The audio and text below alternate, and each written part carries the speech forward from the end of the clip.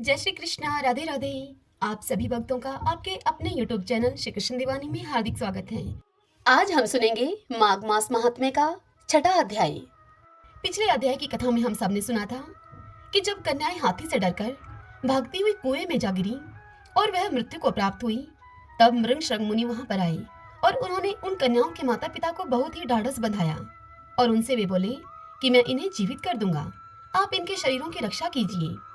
और फिर मुनि कंठ तक पानी में खड़े होकर मृत्यु के देवता की स्तुति करने लगे। तभी वह दौड़ता हुआ क्रोधित हाथी मुनि के समीप आया, किंतु मुनि निश्चिंत होकर वहीं पर पानी में खड़े हुए अपने जप करते रहे। हाथी उनके समीप आने पर अब शांत हो चुका था।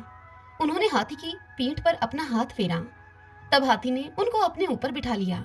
जब मृग शृंग मुनि के जप समाप्त हुए, तब उन्होंने अपने 8 दिनों के माघ स्नान का पुण्य फल हाथ में जल लेकर संकल्प करके उस हाथी पर छोड़ा। माघ स्नान के पुण्य फल के प्रताप से वह हाथी आकाश में देवता की भांति दिव्य रूप धारण करके दृष्टिगोचर हुआ। अब आज हम इससे आगे की कथा का श्रवण करेंगे। सभी बोलिए विष्णु भगवान की जय। ओम नमो भगवते वासुदेवाय। जब उस हाथी ने दिव्य रूप धारण किया, तब उसने मुनीश्वर मृग शृंग से कहा कि हे मुनीश्वर, मैं कृतार्थ हो गया, क्योंकि आपने मुझे अत्यंत निंदित एवं पापमयी पशु योनि से मुक्त कर दिया। हे दयानिधि, अब मैं अपना सारा वृतांत आपसे कहता हूँ, सुनिए। पूर्व काल की बात है।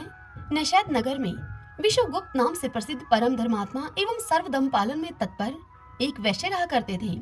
मैं उन वैश्य का ही पुत्र था। मेरा नाम धर्मगुप्त था। स्वाध्याय, यजन, दान, सूद लेना, पशुपालन और गौ रक्षा, खेती और व्यापार, यही सब मेरा काम था। हे द्विश्रेष्ठ, मैं अनुचित काम और दंभ से सदा ही दूर रहा। सत्य बोलता और किसी की निंदा भी नहीं करता था। इंद्रियों को काबू में रखकर अपनी स्त्री से ही मैं अनुराग किया करता था। पराई स्त्रियों के संपर्क से मैं सदैव बचा करता था। मुझ में राग, भय और क्रोध नहीं थे। लोभ और मत्सर को भी मैंने छोड़ रखा था। दान देता, यज्ञ करता, देवताओं के प्रति मैं भक्ति रखता और गौओं तथा ब्राह्मणों के हित में मैं संलग्न रहा करता था।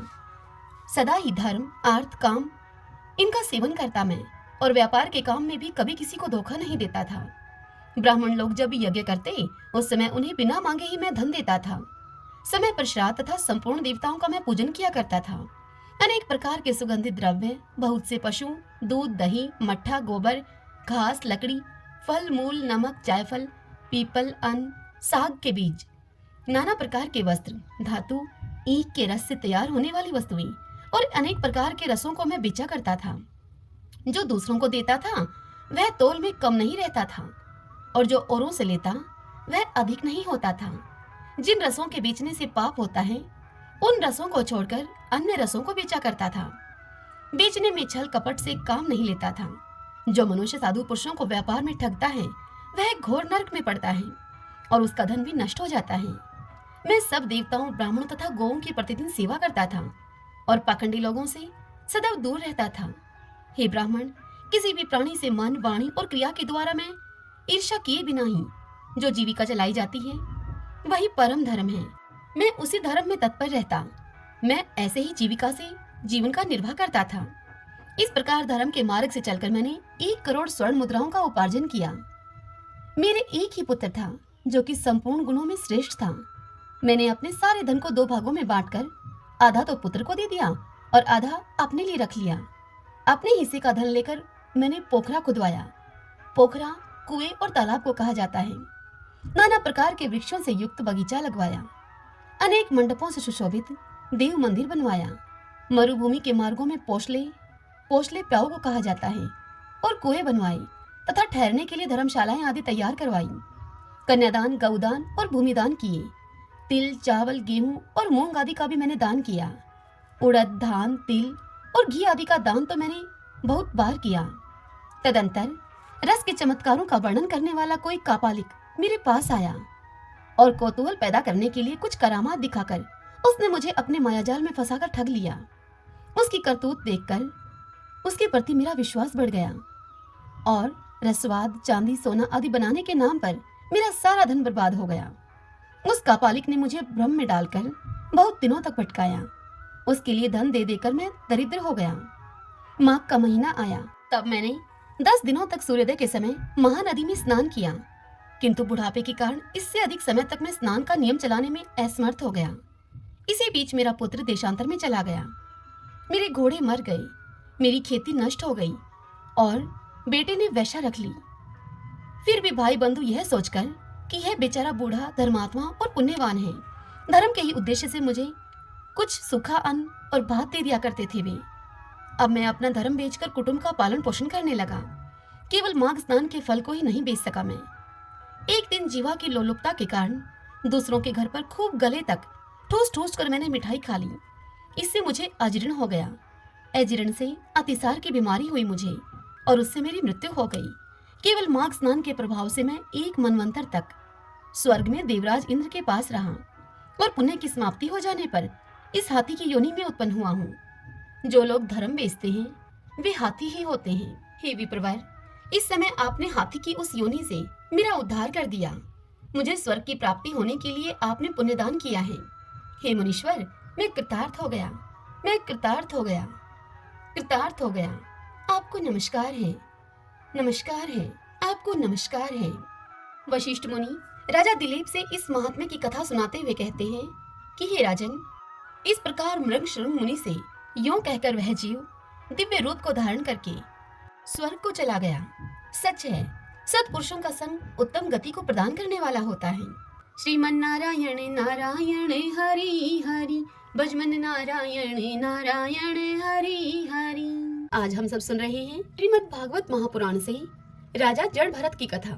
श्री शुकदेव जी राजा परीक्षित से कहते हैं कि हे राजन, महाराज भरत बड़े ही भगवत भगत थे। भगवान ऋषभदेव ने अपने संकल्प मात्र से उन्हें पृथ्वी की रक्षा करने के लिए नियुक्त कर दिया। उन्होंने उनकी आज्ञा में स्थित रहकर विषव रूप की कन्या पंचजनी से विवाह किया। जिस प्रकार तामस अहंकार से शब्द आदि 5 भूत तन्मात्र उत्पन्न होते हैं, ठीक उसी प्रकार पंचजनी के गर्भ से उनके सुमति, राष्ट्रभरत, सुदर्शन, आवरण और धूम्रकेतु नामक 5 पुत्र हुए, जो कि सर्वथा उन्हीं के समान थे। इस वर्ष को, जिसका नाम पहले अजानाव वर्ष था, राजा भरत के समय से ही भारत वर्ष कहते हैं। महाराज भरत बहुयज्ञ थे। वे अपने अपने कर्मों में लगी हुई प्रजा का अपने बाप दादों के समान स्वधर्म में स्थित रहते हुए अत्यंत वात्सल्य भाव से पालन करने लगे। उन्होंने होता, अर्धवर्यों, उद्गाता और ब्रह्मा, इन 4 ऋत्विजों के द्वारा कराए जाने वाले प्रकृति और विकृति, दोनों प्रकार के अग्निहोत्र, दर्श, पूर्णमास, चातुर्मास, पशु और सोम आदि छोटे बड़े कर्तुओं अर्थात यज्ञों से यथा समय श्रद्धा पूर्वक यज्ञ और कर्तु रूप श्री भगवान का यजन किया। इस प्रकार अंग और क्रियाओं के सहित भिन्न भिन्न यज्ञों के अनुष्ठान के समय जब अर्धवर्यो गण आहुति देने के लिए हवि हाथ में लेते, तो यजमान भरत उस यज्ञ कर्म से होने वाले पुण्य रूप फल को यज्ञ पुरुष भगवान वासुदेव के अर्पण कर देते थे। वस्तुतः वे प्रभु ब्रह्मा ही इंद्र आदि समस्त देवताओं के प्रकाशक, मंत्रों के वास्तविक प्रतिपाद तथा उन देवताओं के भी नियामक होने से मुख्य कर्ता एवं प्रधान देव हैं। इस प्रकार अपनी भगवत तर्पण बुद्धि रूप कुशलता से हृदय के राग द्वेष आदि मलों का मार्जन करते हुए वे सूर्य आदि सभी यज्ञ भोक्ता देवताओं का भगवान के नेत्र आदि अवयवों के रूप में चिंतन करते थे। इस तरह कर्म की शुद्धि से उनका अंतःकरण शुद्ध हो गया। तब उन्हें अंतर्यामी रूप से विराजमान हृदय आकाश में ही अभिव्यक्त होने वाले ब्रह्मा स्वरूप और महापुरुषों के लक्षणों से उपलक्षित भगवान वासुदेव में, जो कि श्रीवत्स, कौस्तुभ, वनमाला, चक्र, शंख और गदा आदि से सुशोभित तथा नारद आदि निजजनों के हृदय में चित्र के समान निश्चल भाव से स्थित रहते हैं, उनकी दिन दिन वेग पूर्वक बढ़ने वाली उत्कृष्ट भक्ति प्राप्त हुई। इस प्रकार से 1 करोड़ वर्ष निकल जाने पर उन्होंने राज्य भोग का प्रारब्ध क्षीण हुआ जानकर अपनी भोगी हुई वंश परंपरागत संपत्ति को यथा योग्य अपने पुत्रों में बांट दिया और फिर अपने सर्व संपत्ति संपन्न राजमहल से निकलकर वे पुलाह आश्रम यानी कि हरिहर क्षेत्र में चले आए, जिसे हरिद्वार कहते हैं। इस पुलाह आश्रम में रहने वाले भक्तों पर भगवान का बड़ा ही वात्सल्य है। वे आज भी उनसे उनके इष्ट रूप में मिलते रहते हैं।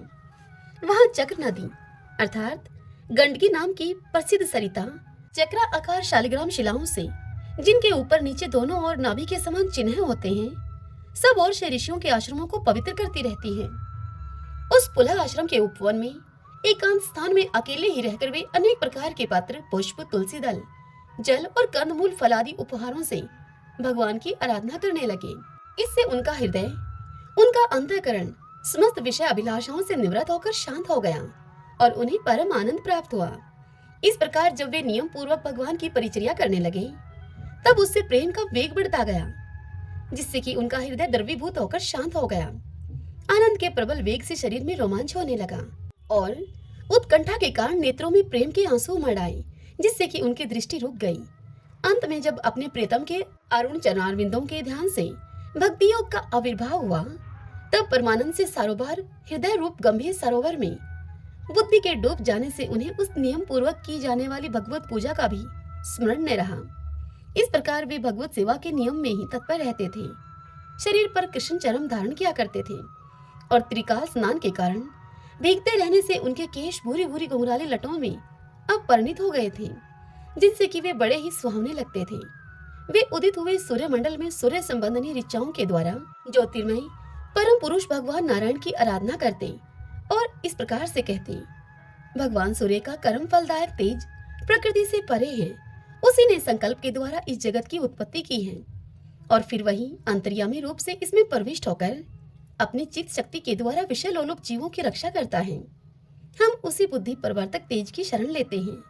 श्री शुकदेव जी राजा परीक्षित को इस कथा को सुनाते हुए आगे कहते हैं कि हे परीक्षित, एक बार भरत जी ने गंडकी में स्नान करके नित्य नैमित्तिक तथा शौच आदि अन्य आवश्यक कृत्यों से निवृत्त होकर पर्णों का जप करते हुए 3 मुहूर्त तक नदी की धारा के पास बैठे रहे। हे राजन, इसी समय एक हिरनी प्यास से व्याकुल होकर जल पीने के लिए अकेली ही उस नदी के तीर पर आई। तीर नदी के किनारे को कहा जाता है। अभी वह हिरनी जल पी ही रही थी कि पास ही गुजरते हुए सिंह की लोक भयंकर दहाड़ सुनाई उसे पड़ी। हिरन जाति तो स्वभाव से ही डरपोक होती है। वह पहले ही चौकन्नी होकर इधर उधर देखती जाती थी। अब ज्यों ही उसके कान में वह भीषण शब्द पड़ा सिंह का, कि तभी सिंह के डर के मारे उसका कलेजा धड़कने लगा और उसके नेत्र कातर हो गए। अभी उसकी प्यास बुझी तो नहीं थी, किंतु अब तो उसके प्राणों पर आ बनी थी। इसलिए उस हिरणी ने भयवश एकाकी नदी पार करने के लिए छलांग मारी। उसके पेट में गर्भ था, इसलिए उछलते समय अत्यंत भय के कारण उसका गर्भ अपने स्थान से हटकर योनि द्वार से निकलकर नदी के प्रवाह में गिर गया। वह कृष्ण मर्ग पत्नी अकस्मात गर्भ के गिर जाने, लंबी छलांग मारने और सिंह से डरी होने के कारण बहुत पीड़ित हो गई थी। अब अपने झुंड से भी उसका विछोह हो गया था, इसीलिए वह किसी गुफा में जा पड़ी और वह वहीं पर मर गई। राज ऋषि भरत ने देखा कि बेचारी हिरनी का बच्चा अपने बंधुओं से बिछड़कर नदी के प्रवाह में बह रहा है। इससे उन्हें उस पर बड़ी ही दया आई और वे आत्मीय के समान उस मात्रहीन बच्चे को अपने आश्रम पर ले आए। उस मृग छोने के प्रति, मृग छोना हिरण के बच्चे को कहा जाता है, उस मृग छोने के प्रति भरत जी की ममता उत्तरोत्तर बढ़ती ही गई। वे नित्य उसके खाने पीने का प्रबंध करने, व्याघ्र आदि से उसे बचाने, पार लड़ाने और उसे पुचकारने आदि की चिंता में ही डूबे रहने लगे। कुछ ही दिनों में उनके यम, नियम और भगवत पूजा आदि आवश्यक कृत्य एक एक करके अब छूटने लगे और अंत में सभी कृत्य उनके छूट गए। उन्हें ऐसा विचार रहने लगा कि अहो, कैसे खेद की बात है। इस बेचारे दीन मृग छोने को कालचक्र के वेग ने अपने झुंड, सुहृदय और बंधुओं से दूर करके मेरी शरण में पहुंचा दिया है। यह मुझे ही अपना माता पिता, भाई बंधु और युद्ध के साथी संग समझता है। इसे मेरे सिवा और किसी का पता नहीं है और मुझ में इसका विश्वास भी बहुत है। मैं भी शरणागत की उपेक्षा करने में जो दोष है उसे जानता हूँ। इसलिए मुझे अब अपने इस आश्रित का सब प्रकार की दोष बुद्धि को छोड़कर अच्छी तरह से पालन पोषण और प्यार दुलार करना चाहिए।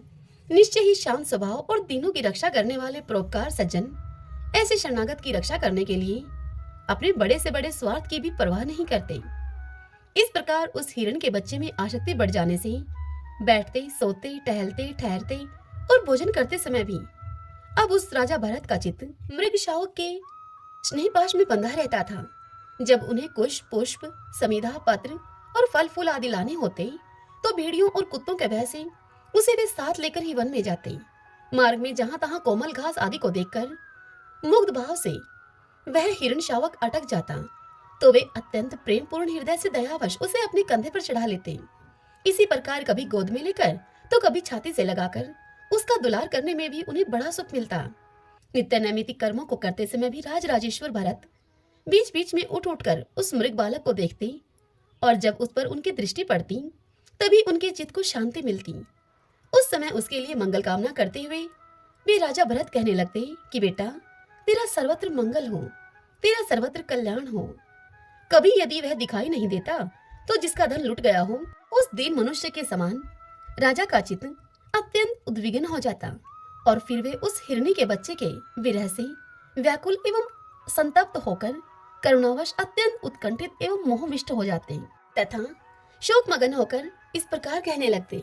राजा कहते, आहो, क्या कहा जाए, क्या वह मात्रहीन दीन मृग शावक दुष्ट बहेलियों की सी बुद्धि वाले मुझ पुण्यहीन अनार्य का विश्वास करके और मुझे अपना मानकर मेरे किए हुए अपराधों को सत्पुरुष के समान भूलकर फिर लौट आएगा? क्या मैं उसे फिर इस आश्रम के उपवन में भगवान की कृपा से सुरक्षित रहकर निर्विघ्न हरी हरी धूप चढ़ते देखूंगा? ऐसा न हो कि कोई भेड़िया, कुत्ता, गोल बांधकर विचरने वाले शुकर आदि अथवा अकेले घूमने वाले व्याघ्र आदि ही उसे खा जाएं। अरे, संपूर्ण जगत की कुशल के लिए प्रकट होने वाले वेद त्रयी रूप भगवान सूर्य आज तो होना चाहते हैं, किंतु अभी तक वह मृगी की धरोहर लौटकर नहीं आई। क्या वह हिरण राजकुमार मुझ पुण्यहीन के पास आकर अपनी भांति भांति के मृग शावकोचित मनोहर एवं दर्शनीय क्रीड़ाओं से अपने स्वजनों का शोक दूर करते हुए मुझे आनंदित करेगा? आहो, जब कभी मैं प्रणय कोप से खेल में झूठ मूठ समाधि के बहाने आंखें मूंदकर बैठ जाता, तब वह चकित चित्त से मेरे पास आकर जल बिंदु के समान कोमल और नन्हे नन्हे सींगों की नोक से किस प्रकार मेरे अंगों को खुजलाने लगता था। मैं कभी कुशों पर हवन सामग्री रख देता और वह उन्हें दांतों से खींचकर अपवित्र कर देता, तो मेरे डांटने डपटने पर वह अत्यंत भयभीत होकर उसी समय सारी उछल कूद छोड़ देता और ऋषि कुमार के समान अपनी समस्त इंद्रियों को रोककर चुपचाप बैठ जाता था। फिर पृथ्वी पर उस मृग शावक के खूर के चिन्ह देखकर राजा कहने लगते कि अहो, इस तपस्वी धरती ने ऐसा कौन सा तप किया है जो उस अति विनीत कृष्ण शार किशोर के छोटे छोटे सुंदर, सुखकारी और सुकोमल खुरों वाले चरणों के चिन्हों से मुझे, जो मैं अपना मृग धन लुट जाने से अत्यंत व्याकुल और दीन हो रहा हूँ, उस द्रव्य की प्राप्ति का मार्ग दिखा रही है और स्वयं अपने शरीर को भी सर्वत्र उन पद चिन्हों से विभूषित करके स्वर्ग और अपवर्ग के इच्छुक द्विजों के लिए यज्ञ स्थल बना रही है। चंद्रमा में मृग का सा श्याम चिन्ह देखकर उसे अपना ही मृग मानकर कहने लगते कि अहो, जिसकी माता सिंह के भय से मर गई थी, आज वही मृग शिशु अपने आश्रम से बिछुड़ गया है। अतः उसे अनाथ देकर क्या ये दीनवत्सल भगवान नक्षत्रनाथ दयावश उसकी रक्षा कर रहे हैं? फिर उसकी शीतल किरणों से आह्लादित होकर कहने लगते, अथवा अपने पुत्रों के वियोग रूप दावानल की विषम ज्वाला से हृदय कमल दग्ध हो जाने के कारण मैंने एक मृग बालक का सहारा लिया था। अब उसके चले जाने से मेरा हृदय अब जलने लगा है, इसलिए ये अपनी शीतल, शांत, स्नेहपूर्ण और वदन शलील रूपा अमृतमय किरणों से यह चंद्रमा मुझे शांत कर रहे हैं। हे राजा परीक्षित, इस प्रकार से जिनका पूरा होना सर्वथा असंभव था, उन विविध मनोरथों से भरत का चित्त अब व्याकुल रहने लगा। अपने मृग शावक के रूप में प्रतीत होने वाले प्रारब्ध कर्म के कारण तपस्वी भरत जी भगवत आराधना रूप कर्म एवं योग अनुष्ठान से च्युत हो गए। नहीं तो जिन्होंने मोक्ष मार्ग में साक्षात विघ्न रूप समझकर अपने ही हृदय से उत्पन्न दुष्टज्य पुत्र आदि को भी त्याग दिया था, उन्हीं के अन्य जातीय हिरण शिशु में ऐसी आसक्ति भला कैसे हो सकती थी? इस प्रकार राजऋषि भरत विघ्नों के वशीभूत होकर योग साधन से भ्रष्ट हो गए और उस मृग छोने के पालन पोषण और लाड़ प्यार में ही लगे रहकर आत्म स्वरूप को वह भूल गए। इसी समय जिसका टलना अत्यंत कठिन है, वह प्रबल वेगशाली कराल काल जिस प्रकार चूहे के बिल में सर्प घुस जाता है, ठीक उसी प्रकार राजा भरत के सर पर चढ़ाया। उस समय भी वह हिरण शावक उनके पास बैठा पुत्र के समान शोकातुर हो रहा था। वे उसे इस स्थिति में देख रहे थे और उनका चित्त उसे हिरण शावक में लग रहा था। इसी प्रकार की आसक्ति में उनका शरीर भी मृग शावक के साथ छूट गया। तदंतर उन्हें अंतकाल की भावना के अनुसार अन्य साधारण पुरुषों के समान मृग का शरीर ही मिला, किंतु उनकी साधना पूरी थी, इससे उनकी पूर्व जन्म की स्मृति नष्ट नहीं हुई। उस योनि में भी पूर्व जन्म की भगवान की आराधना के प्रभाव से अपने मृग रूप होने का कारण जानकर वे अत्यंत पश्चाताप करते हुए कहने लगे कि अहो, बड़े खेद की बात है, मैं संयमशील महानुभावों के मार्ग से पतित हो गया। मैंने तो धैर्य पूर्वक सब प्रकार की आसक्ति को छोड़कर एकांत और पवित्र वन का आश्रय लिया था। वहां पर रहकर जिस चित्त को मैंने सर्वभूत आत्मा श्री वासुदेव में निरंतर उन्हीं के गुणों का श्रवण, मनन और संकीर्तन करके तथा प्रत्येक पल को उन्हीं की आराधना और स्मरण आदि से सफल करके स्थिर भाव से पूर्णता लगा दिया था, मुझ अज्ञानी का वही मन अकस्मात एक नन्हे से हिरण शिशु के पीछे अपने लक्ष्य से च्युत हो गया। इस प्रकार मृग बने हुए राजऋषि भरत के हृदय में जो वैराग्य की भावना जागृत हुई, उसे छिपाए रहकर उन्होंने अपनी माता मृगी को त्याग दिया और अपनी जन्मभूमि कालंजर पर्वत से वे फिर शांत भाव मुनियों के प्रिय उसी शालिग्राम तीर्थ में, जो कि भगवान का क्षेत्र है, पुलस्त्य और पुलह ऋषि के आश्रम पर चले आए। वहां पर रहकर भी वे काल की प्रतीक्षा करने लगे।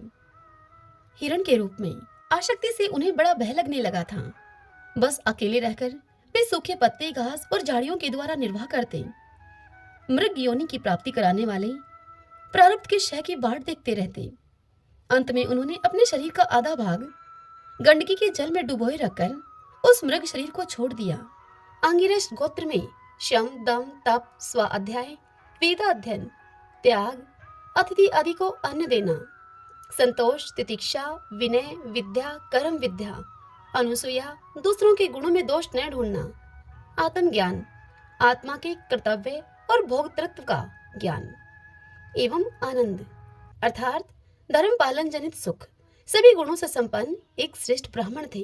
उन ब्राह्मण की बड़ी स्त्री से उन ब्राह्मण देव को उन्हीं के समान विद्या, शील, आचार, रूप और उदारता आदि वाले अर्थात उन्हीं के गुणों वाले 9 पुत्र पैदा हुए तथा उन्हें अपनी छोटी पत्नी से एक ही साथ एक पुत्र और एक कन्या का जन्म हुआ। इन दोनों बालकों में से जो पुरुष था वह परम भागवत राज ऋषि शिरोमणि भरत ही थे। वे मृग शरीर का परित्याग करके अंतिम जन्म में ब्राह्मण हुए थे, ऐसा महापुरुषों का कथन है। इस जन्म में भी भगवान की कृपा से अपनी पूर्व जन्म परंपरा का स्मरण रहने के कारण वे इस आशंका से कहीं फिर कोई विघ्न न उपस्थित हो जाए, अपने स्वजनों के संग से भी बहुत डरते थे। हर समय जिनका श्रवण, स्मरण और गुण कीर्तन सब प्रकार के कर्म बंधन को काट देता है, श्री भगवान के उन युगल चरण कमलों को ही हृदय में धारण किए रहते और दूसरों की दृष्टि में अपने को पागल, मूर्ख, अंधे और बहरे के समान दिखाते थे। पिता का तो उनमें भी वैसा ही स्नेह था। इसलिए ब्राह्मण देवता ने अपने पागल पुत्र के भी शास्त्र के अनुसार समावर्तन पर्यंत विवाह के पूर्व के सभी संस्कार करने के विचार से उनका उपनयन संस्कार किया। यद्यपि वे चाहते नहीं थे तो भी पिता का कर्तव्य है कि पुत्र को शिक्षा दे। इस शास्त्र विधि के अनुसार उन्होंने इन्हें शौच, आचमन आदि आवश्यक कर्मों की शिक्षा दी। किंतु भरत जी तो पिता के सामने ही उनके उपदेश के विरुद्ध आचरण करने लगते थे। पिता चाहते थे कि वर्षा काल में इसे वेदाध्ययन आरंभ करा दूं, किंतु वसंत और ग्रीष्म ऋतु के चैत्र, वैशाख, जेठ और आषाढ़ इन 4 महीनों तक पढ़ाते रहने पर भी वे इन्हें व्याहृति और शिरो मंत्र पढ़नों के सहित त्रिपदा गायत्री भी अच्छी तरह से याद न करा सके। ऐसा होने पर भी अपने इस पुत्र में उनका आत्मा के समान अनुराग था, इसीलिए उसकी प्रवृत्ति न होने पर भी वे पुत्र को अच्छी तरह से शिक्षा देनी चाहिए। इस अनुचित आग्रह से उसे शौच, वेदाध्ययन, व्रत, नियम तथा गुरु और अग्नि की सेवा आदि ब्रह्मचार्य आश्रम के आवश्यक नियमों की शिक्षा देते ही रहे। किंतु अभी पुत्र को सुशिक्षित देखने का उनका मनोरथ पूरा नहीं हो पाया था और स्वयं भी भगवत भजन रूप अपने मुख्य कर्तव्य से असावधान रहकर केवल घर के धंधों में ही व्यस्त थे कि सदा सजग रहने वाले काल भगवान ने आक्रमण करके उनका अंत कर दिया। तब उनकी छोटी भार्या अपने गर्भ से उत्पन्न हुए दोनों बालक अपनी सोत को सौंपकर स्वयं अपने पति के साथ सती होकर पति लोक को चली गईं। भरत जी के भाई कर्मकांड को सबसे श्रेष्ठ समझा करते थे। वे ब्रह्म ज्ञान रूप परा विद्या से सर्वथा अनभिज्ञ थे, इसीलिए उन्हें भरत जी का प्रभाव भी ज्ञात नहीं था। वे उन्हें निरा मूर्ख समझते थे। अतः पिता के परलोक सुधारने पर उन्होंने उन्हें पढ़ाने लिखाने का आग्रह छोड़ दिया। भरत जी को मान अपमान का कोई विचार न था। जब साधारण नर पुरुष उन्हें पागल, मूर्ख अथवा बहरा कहकर पुकारते तो वे भी उसी के अनुरूप भाषण करने लगते। कोई भी उनसे कुछ भी काम कराना चाहते तो वे उन्हें उनकी इच्छा के अनुसार काम को कर देते। बेगार के रूप में, मजदूरी के रूप में, मांगने पर अथवा बिना मांगे जो भी थोड़ा बहुत कुछ अच्छा या बुरा उन्हें अन्न मिल जाता, उसी को जीव का जरा भी स्वाद न देखते हुए भरत जी खा लेते। अन्य किसी कारण से उत्पन्न न होने वाला स्वतः सिद्ध केवल ज्ञानानंद स्वरूप आत्मज्ञान उन्हें प्राप्त हो गया था। इसीलिए शीतोष्ण, मान अपमान आदि द्वंद्वों से होने वाले सुख दुख आदि में उन्हें देह अभिमान की स्फूर्ति नहीं होती थी। वे सर्दी, गर्मी, वर्षा और आंधी के समय सांड के समान नंगे पड़े रहते थे। भरत जी के सभी अंग हष्टपुष्ट और गठे हुए थे। वे पृथ्वी पर ही पड़े रहते थे। कभी भी तेल उपटन आदि नहीं लगाते थे और न ही कभी स्नान ही करते थे। इससे उनके शरीर पर मैल जम गई थी। उनका ब्रह्मा तेज धूलि से ढके हुए मूल्यवान मणि के समान अब छिप गया था। वे अपनी कमर में एक मैला कुचला कपड़ा लपेटे रहते थे। उनका यज्ञोपवीत भी बहुत ही मैला हो गया था। इसीलिए अज्ञानी जनता यह कोई द्विज है, कोई अधम ब्राह्मण है, ऐसा समझकर, ऐसा कहकर उनका तिरस्कार भी कर दिया करती थी। किंतु भरत जी इस बात पर कोई विचार न करके स्वच्छंद विचरण किया करते थे। दूसरों की मजदूरी करके पेट पालते हुए देखकर जब उन्हें उनके भाइयों ने खेत की क्यारियां ठीक करने में लगा दिया, तब वे उस कार्य को भी करने लगे। परंतु उन्हें इस बात का कुछ भी ध्यान नहीं था कि उन क्यारियों की भूमि समतल है या फिर ऊंची नीची, अथवा वह क्यारियां छोटी हैं या बड़ी। उनके भाई उन्हें चावल की कनी, खली, भूसी, भुने हुए मूंग और उड़द तथा बर्तनों में लगी हुई जले अन्न की खुरचन जो भी कुछ उनको दे देते, उसी को वे अमृत के समान समझकर खा लेते थे। किसी समय डाकुओं के सरदार ने, जिसके सामंत शूद्र जाति के थे, पुत्र की कामना से भद्रकाली को मनुष्य की बलि देने का संकल्प किया। उन डाकुओं के सरदार ने उसने जो पुरुष पशु बलि देने के लिए पकड़कर मंगवाया था, वह दैववश उसके फंदे से निकलकर भाग गया। उस पशु को ढूंढने के लिए उसके सेवक चारों ओर दौड़े, किंतु अंधेरी रात में आधी रात के समय कहीं भी उसका पता न लगा सके। इसी समय दैवयोग से अकस्मात उनकी दृष्टि इन अंगिरस गोत्रीय ब्राह्मण कुमार भरत जी पर पड़ी, जो कि वीरासन से बैठे हुए मृग, वराह आदि जीवों से खेतों की रखवाली कर रहे थे। उस डाकू सरदार के सेवकों ने देखा कि यह पशु तो बड़े अच्छे लक्षणों वाला है, इससे हमारे स्वामी का कार्य अवश्य सिद्ध हो जाएगा। यह सोचकर उनका मुख आनंद से खिल उठा और वे उन्हें रस्सियों से बांधकर चंडिका के मंदिर में ले आए।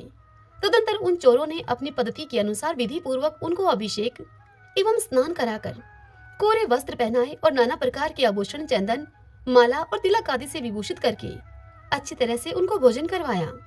फिर धूप, दीप, माला, खील, पत्ते, अंकुर और फल आदि उपहार सामग्री के सहित बलिदान की विधि से गान, स्तुति और मृदंग एवं ढोल आदि का महान शब्द करते करते उस पुरुष पशु को बलि देने के लिए भद्रकाली के सामने नीचा सिर करा के बैठा दिया। इसके पश्चात दस्युराज के पुरोहित बने हुए लुटेरों ने उस नर पशु के रुधिर से देवी को तृप्त करने के लिए देवी मंत्रों से अभिमंत्रित एक तीक्ष्ण खड़ग उठाया। चोर स्वभाव से तो रजोगुणी तमोगुणी थे ही, धन के मद से उनका चित्त और भी अधिक उन्मत्त हो गया था। हिंसा में भी उनकी स्वाभाविक रुचि थी। इस समय तो वे भगवान के अंश स्वरूप ब्राह्मण कुल का तिरस्कार करके स्वच्छंदता से कुमार्ग की ओर बढ़ रहे थे। आपत्ति काल में भी जिस हिंसा का अनुमोदन किया गया है, उसमें भी ब्राह्मण वध का सर्वथा निषेध है। तो भी वे साक्षात ब्रह्मा भाव को प्राप्त हुए वैरहीन तथा समस्त प्राणियों के सुहृदय एक ब्रह्म ऋषि कुमार की बलि देना चाहते थे। यह देखकर देवी भद्रकाली के शरीर में अति दुस्सह ब्रह्मा तेज से दाह होने लगा और वे एकाएक मूर्ति को फोड़कर प्रकट हो गई। अत्यंत असहनशीलता और क्रोध के कारण देवी की भौहें चढ़ी हुई थी तथा कराल दाढ़ों और चढ़ी हुई लाल आंखों के कारण उनका चेहरा बड़ा ही भयानक जान पड़ता था। उनके उस विकराल वेश को देखकर ऐसा जान पड़ता था कि मानो वे इस संसार का संहार कर डालेंगी। अब उन्होंने क्रोध से तड़ककर बड़ा भीषण अट्टहास किया और उछलकर उस अभिमंत्रित खड़ग से ही उन सारे पापियों के सिर उड़ा दिए और अपने गणों के सहित उनके गले से बहता हुआ गरम गरम रुधिर रूप आशो पीकर अति उन्मत्त होकर ऊंचे स्वर से गाती और नाचती हुई उन सिरों को ही गेंद बनाकर वह खेलने लगी। सच है, महापुरुषों के प्रति किया हुआ अत्याचार रूप अपराध इसी प्रकार जो का तो अपने ही ऊपर पड़ता है। हे परीक्षित, जिनकी देह अभिमान रूप सुदृढ़ हृदय ग्रंथि छूट गई है, जो समस्त प्राणियों के सुहृदय एवं आत्मा तथा वैरहीन है, साक्षात भगवान ही भद्रकाली आदि भिन्न भिन्न रूप धारण करके अपने कभी न चूकने वाले काल चक्र रूप श्रेष्ठ शस्त्र से जिनकी रक्षा करते हैं और जिन्होंने भगवान के निर्भय चरण कमलों का आश्रय ले रखा है, उन भगवत भगत परम हंसों के लिए अपना सिर कटने का अवसर आने पर भी किसी प्रकार व्याकुल नहीं होना। यह कोई बड़े आश्चर्य की बात नहीं है। श्री शुकदेव जी इस कथा को सुनाते हुए राजा परीक्षित से आगे कहते हैं कि हे राजन, एक बार सिंधु शोवीर देश का स्वामी राजा रहुगण पालकी पर चढ़कर जा रहा था। जब वह इक्षुमती नदी के किनारे पर पहुंचा, तब उसकी पालकी की उठाने वाले कहारों से जमींदारों को एक कहार की आवश्यकता पड़ी। कहार की खोज करते समय दैववश उसे ये ब्राह्मण देवता मिल गए। इन ब्राह्मण देवता को देखकर उन्होंने सोचा कि यह मनुष्य हष्ट-पुष्ट, जवान और गठीले अंगों वाला है, इसलिए यह तो बैल या गधे के समान अच्छी तरह से बोझा ढो सकता है। यह सोचकर उसने बेगार में पकड़े हुए अन्य कहारों के साथ इन्हें भी बलात्पूर्वक पकड़कर पालकी में जोड़ दिया। महात्मा भरत जी यद्यपि किसी प्रकार इस कार्य के योग्य नहीं थे, तो भी वे बिना कुछ बोले चुपचाप पालकी को उठाकर लेकर चल पड़े। वे ब्राह्मण देव कोई जीव पैरों तले दब न जाए, इस डर से आगे की एक बाण पृथ्वी देखकर चलते थे, इसीलिए दूसरे कहारों के साथ उनकी चाल का मेल नहीं खाता था। अतः जब पालकी टेढ़ी और सीधी होने लगी, तब यह देखकर राजा रहुगण ने पालकी उठाने वालों से कहा कि अरे कहारों, अच्छी तरह से चलो, पालकी को इस प्रकार ऊंची नीची करके क्यों चलते हो तुम। तब अपने स्वामी का यह आक्षेप युक्त वचन सुनकर कहारों को डर लगा कि कहीं राजा उन्हें दंड न दे दे, इसलिए उन्होंने राजा से इस प्रकार निवेदन किया। कहा कि हे महाराज, यह हमारा प्रमाद नहीं है, हम आपकी नियम मर्यादा के अनुसार ठीक ठीक ही पालकी को लेकर चल रहे हैं। यह एक नया कहार अभी अभी पालकी में लगाया गया है, तो भी यह जल्दी जल्दी नहीं चलता, हम लोग इसके साथ पालकी नहीं लेकर जा सकते। कहारों के ये दीन वचन सुनकर राजा रहुगण ने सोचा कि संसर्ग से उत्पन्न होने वाला दोष एक व्यक्ति में होने पर भी उससे संबंध रखने वाले सभी पुरुषों में आ सकता है, इसलिए यदि इसका प्रतिकार न किया गया तो धीरे धीरे ये सभी कहार अपनी चाल को बिगाड़ लेंगे। ऐसा सोचकर राजा रहुगण को कुछ क्रोध हो आया। यद्यपि उसने महापुरुषों का सेवन किया था, फिर भी क्षत्रिय स्वभाव के वश बलात् उसकी बुद्धि रजोगुण से व्याप्त हो गई और वह उन द्विश्रेष्ठ से, जिनका ब्रह्मा तेज भस्म से ढके हुए अग्नि के समान प्रकट नहीं था, इस प्रकार व्यंग से भरे हुए राजा रहुगण ने उस ब्राह्मण को वचन कहे। राजा रहुगण उस ब्राह्मण देव से कहने लगा, अरे भैया, बड़े दुख की बात है, अवश्य ही तुम बहुत थक गए हो। ज्ञात होता है कि तुम्हारे इन साथियों ने तुम्हें तनिक भी सहारा नहीं लगाया। इतनी दूर से तुम अकेले ही बड़ी देर से पालकी को ढोते चले आ रहे हो। तुम्हारा शरीर भी तो विशेष मोटा ताजा और हटा कटा नहीं है, और मित्र बुढ़ापे ने अलग तुम्हें दबा रखा है। इस प्रकार बहुत ताना मारने पर भी वे पहले की ही भांति चुपचाप पालकी को उठाए चलते रहे। उन्होंने इसका कुछ भी बुरा न माना, क्योंकि उनकी दृष्टि में तो पंचभूत, इंद्रिय और अंतःकरण का संघात, यह अपना अंतिम शरीर अविद्या का ही कार्य था। वह विविध अंगों से दिखाई देने पर भी वस्तुतः था ही नहीं, इसीलिए उसमें उनका मैं और मेरेपन का मिथ्या अध्यास सर्वथा निर्वात हो चुका था और वे ब्रह्मा रूप हो गए थे। किंतु पालकी अब भी सीधी चाल से नहीं चल रही है। यह देखकर राजा रहुगण अब क्रोध से आग बबूला हो गए और कहने लगे, अरे यह क्या, क्या तू जीता हुआ ही मर गया है? तू मेरा निरादर करके मेरी आज्ञा का उल्लंघन कर रहा है। मालूम होता है कि तू सर्वथा प्रमादी है। अरे जैसे दंडपाणी यमराज जन समुदाय को उसके अपराधों के लिए दंड देते हैं, उसी प्रकार मैं भी अभी तेरा इलाज किए देता हूँ, तब तेरे होश ठिकाने आ जाएंगे। रहुगण को राजा होने का अभिमान था। वह इसी प्रकार बहुत सी अनाप शनाप बातें बोल गया। वह अपने को बड़ा पंडित समझता था, अतः रज तम युक्त अभिमान के वशीभूत होकर उसने भगवान के अनन्य प्रीति पात्र भगतवर भरत जी का तिरस्कार कर डाला। योगेश्वरों की विचित्र कहनी करने का तो उसे कुछ पता ही न था।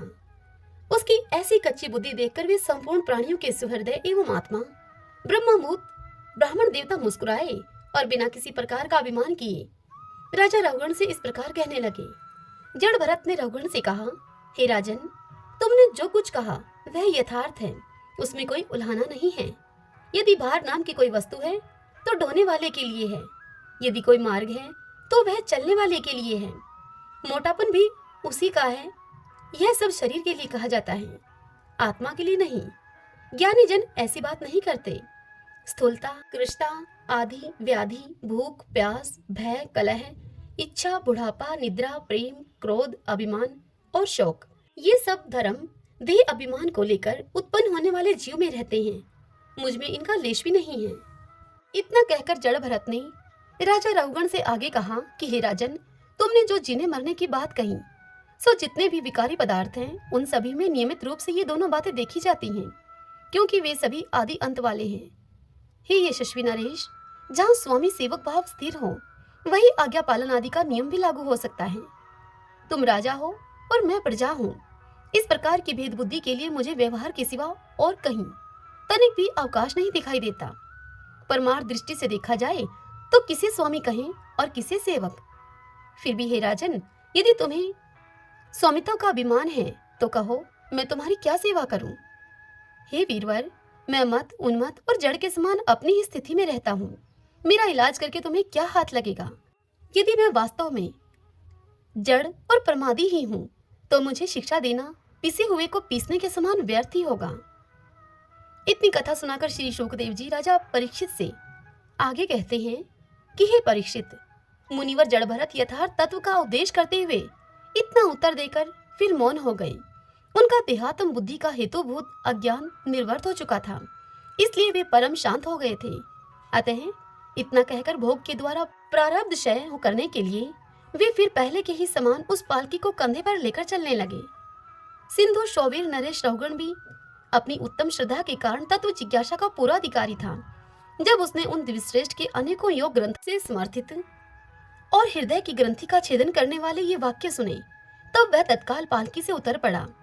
उसका राजमद सर्वथा दूर हो गया और वह उनके चरणों में अपना सिर को रखकर अपना अपराध क्षमा कराते हुए इस प्रकार से जड़ भरत से कहने लगे।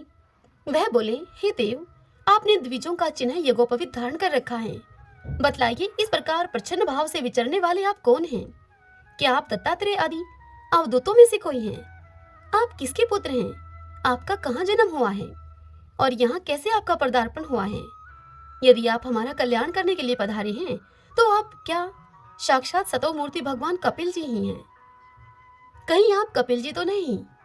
मुझे इंद्र के वज्र का कोई डर नहीं है, न मैं महादेव जी के त्रिशूल से डरता हूँ, न मैं यमराज के दंड से डरता हूँ।